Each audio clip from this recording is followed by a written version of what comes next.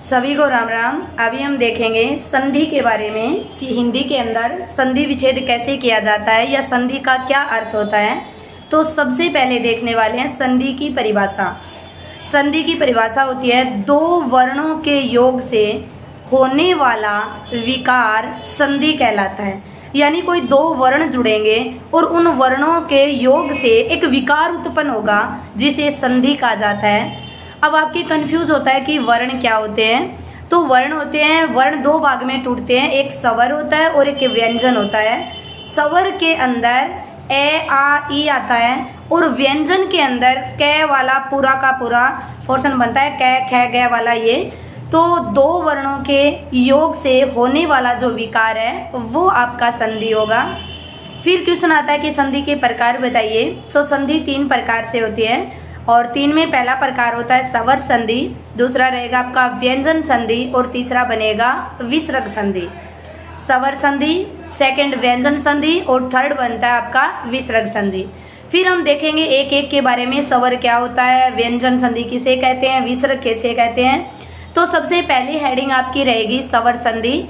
तो स्वर संधि फिर आगे जाकर 5 भागों में टूटती है। स्वर संधि के 5 भाग बनते हैं, लेकिन आपको एक बात याद रखनी है, स्वर संधि वही होगी जिसमें पहला जो आपका वर्ण होगा वो भी स्वर होना चाहिए और दूसरा जो होगा वो भी आपका स्वर, यानी स्वर स्वर मिलकर स्वर संधि का निर्माण करेंगे।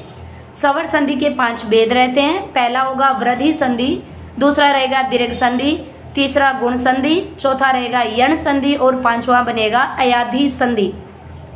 फिर हम इन एक एक के बारे में पढ़ने वाले हैं। वृद्धि किसे कहते हैं, दीर्घ किसे होता है, गुण, यण और अयाधि। सबसे पहले आपको हेडिंग लिखनी है दीर्घ संधि।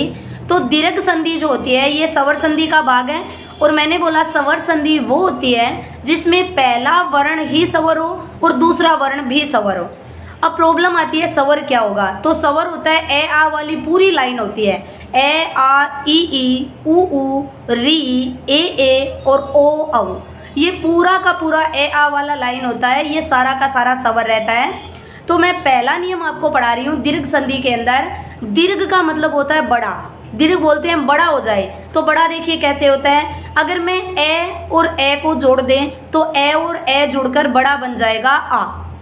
जैसे एक और एक जोड़ते हैं 2 बन जाता है, उसी प्रकार ए और ए को आपस में जोड़ दीजिए तो इनका बनेगा आ। मैंने एक एग्जाम्पल रखा आपके सामने परमार्थ। परमार्थ के अंदर देखिए संधि जो सबसे पहले आपको कवर करना है, संधि कहाँ से टूटेगी। हमने एग्जाम्पल में आ लिया है तो आपको शब्द में आ देखना है कहाँ पे।